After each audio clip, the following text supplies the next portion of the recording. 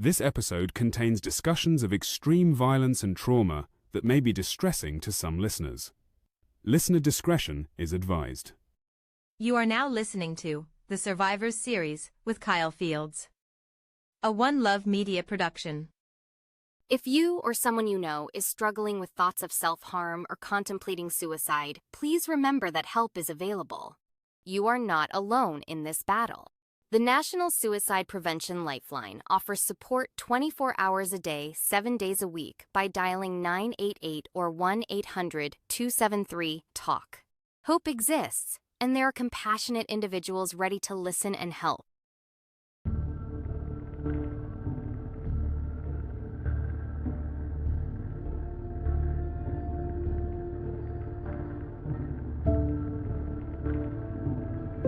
April 7th, 1994. It began as an ordinary day at Memphis International Airport. But soon, it would devolve into a horrific struggle for survival at a cruising altitude of 35,000 feet. On that fateful morning, 3 crew members boarded FedEx Flight 705, anticipating a routine flight to San Jose, California. Little did they know that a dangerous individual was already on board, armed and poised to seize control of the aircraft. This is the gripping story of the FedEx DC-10 Flight 705 hijacking, a case that highlights unimaginable resilience, quick thinking, and immense willpower, transforming 3 pilots into courageous warriors, battling for their lives midair. I'm Kyle Fields, and this is the Survivor Series.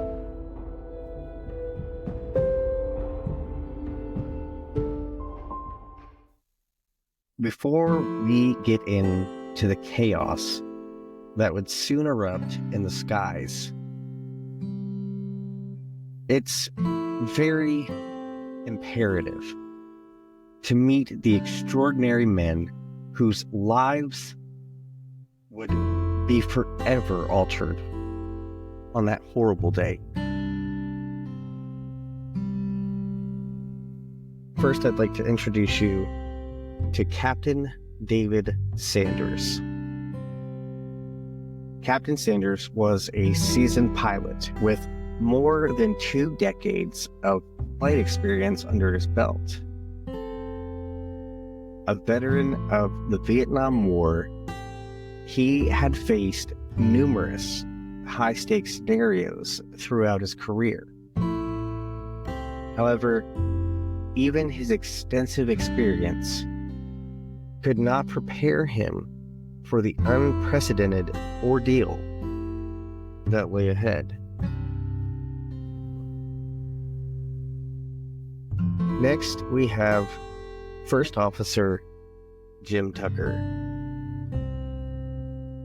Jim was the youngest member of the crew with a history as a former naval aviator. Known for his quick reflexes and disciplined demeanor, Jim was used to making split-second decisions under pressure.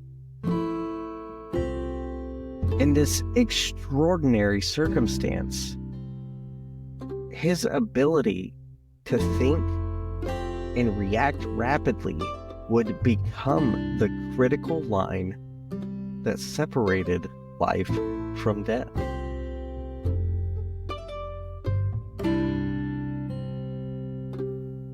Engineer Andy Peterson. Peterson's primary responsibility was to monitor the complex systems of the aircraft and ensure a smooth operating environment for all crew members. On this harrowing day, Andy's skills would be tested in ways that no aviation training manual could ever prepare him for.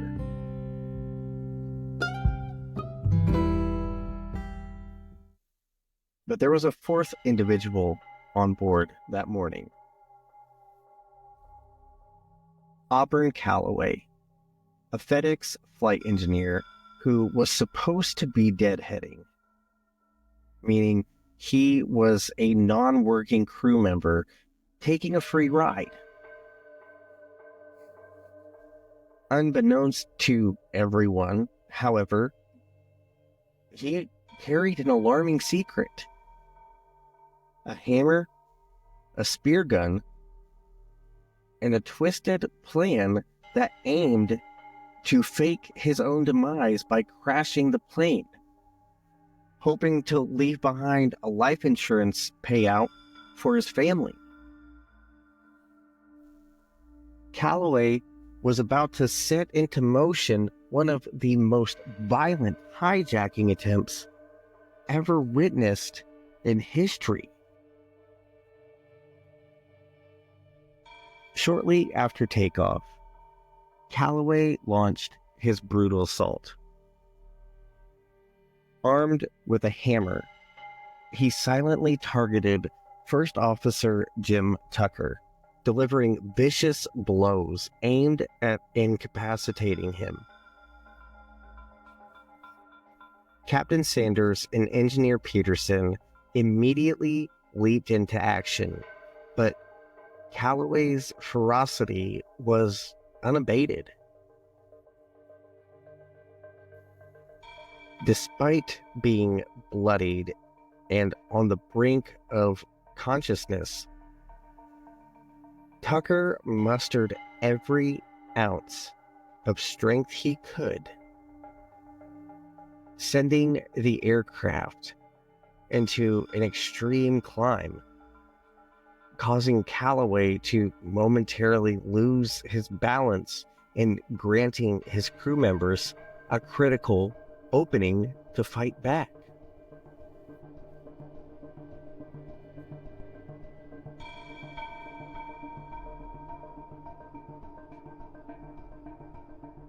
What I am about to tell you about what unfolded was nothing short of one of the most ferocious battles in flight that aviation has ever seen.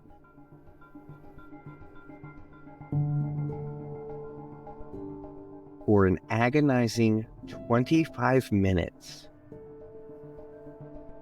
the three-man crew waged a life or death struggle against a hijacker who was physically bigger, stronger, and utterly determined to fulfill his deadly objective.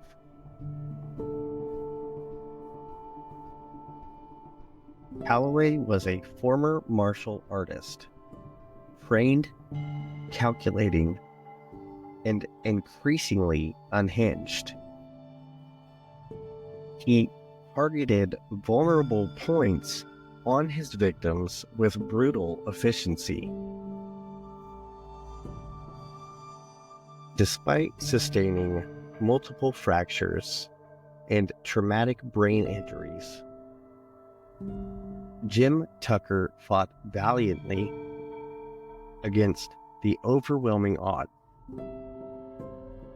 In an astonishing display of resilience, he managed to pull the aircraft into a steep climb as Calloway lunged at him. This maneuver sent Calloway crashing against the cockpit walls, giving his crewmates a fleeting opportunity to regain control.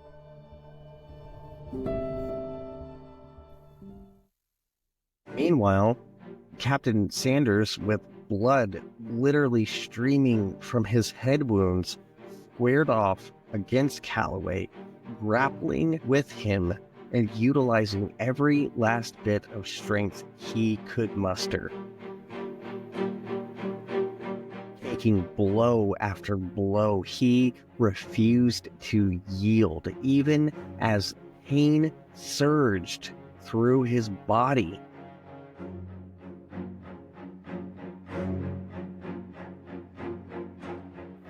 Engineer Peterson, facing his own severe injuries, fought back, using his body momentum to slow Calloway's relentless advance. In a moment of desperation, Calloway reached for the aircraft's control column, attempting to plunge the plane into a fatal dive.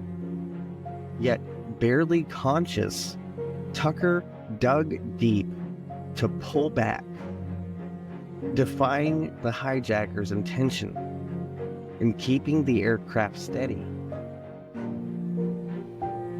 In this decisive moment, Sanders and Peterson took every chance they had, swinging anything they could find, whether it was clipboards, fire extinguishers, or even their helmets. They struck back with unyielding determination.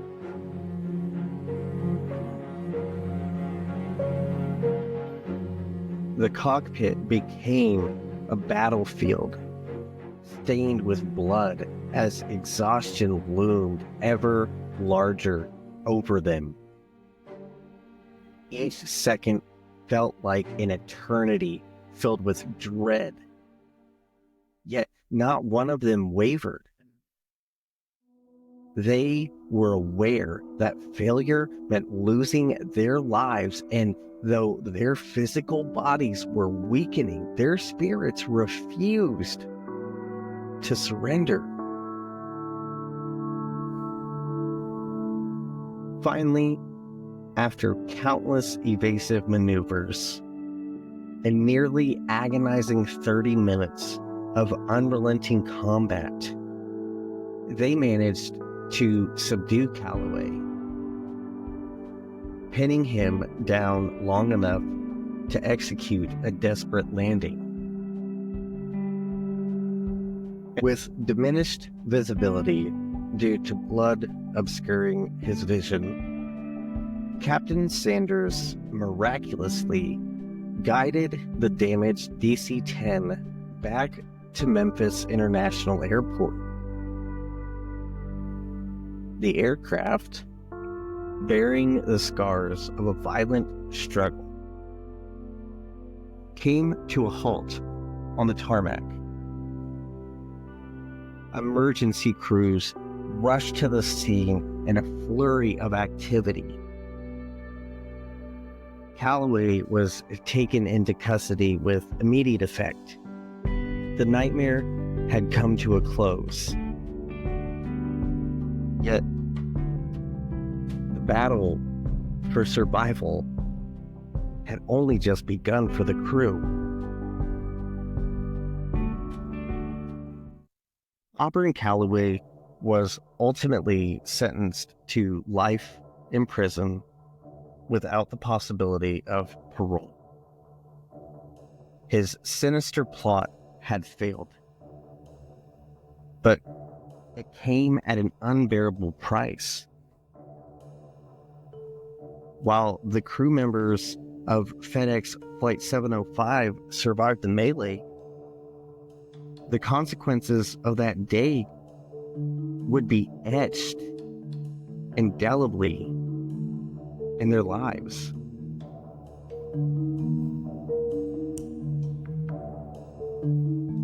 For Jim Tucker, the career he cherished as a pilot abruptly ended that day.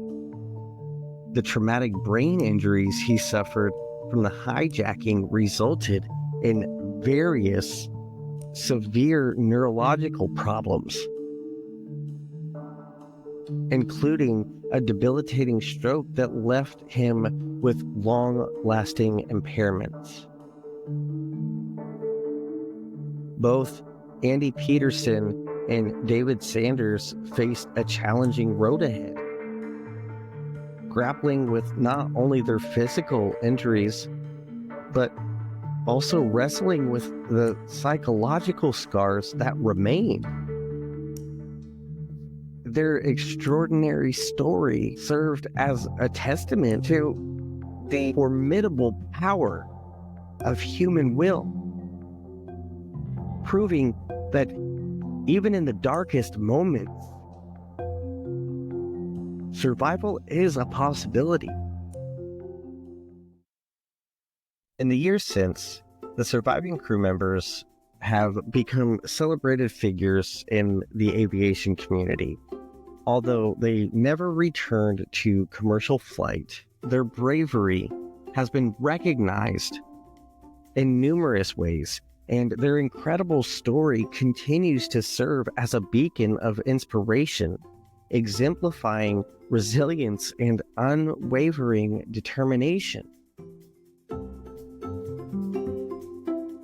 Thank you so much for joining us for this gripping episode of the Survivor Series.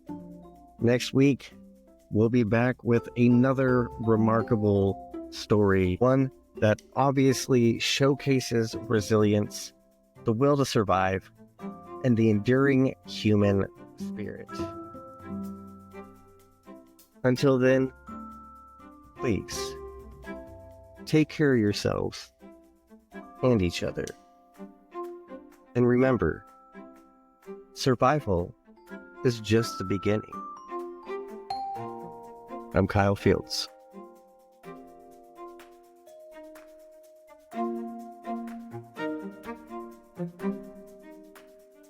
This episode of the Survivor Series was hosted by Kyle Fields, written and researched by Mary Rodriguez, and produced by One Love Media. All rights reserved. If you enjoyed this episode, be sure to follow us on social media and subscribe for future episodes. Until next time, stay safe and stay strong.